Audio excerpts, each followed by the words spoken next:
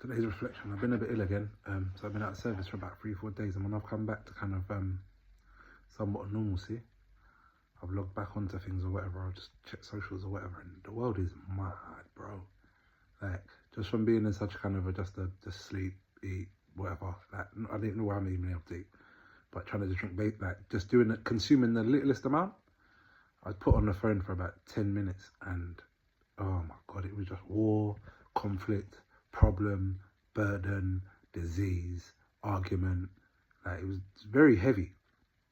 And then I was on YouTube and I come across Dave. I've been watching watched one film called Into the Blue with Paul Walker, R.I.P. And it was bare underwater and whatever. So from then I've been watching more nature programs and stuff, yeah. And I watched this David Attenborough thing.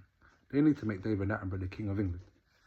They need to make David Attenborough the King of England, because he's doing the most. He's the most British institute that I can think of, yeah. Like, visibly very British, but doing the most for the world. Do you know what I mean?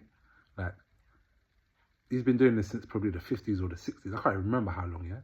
But like, documenting the world's wonders. And the consistent theme is he's warning us, if we keep on messing around, we're going to lose it, you know? But I just think his work is just top notch. So David Attenborough, salute, brother.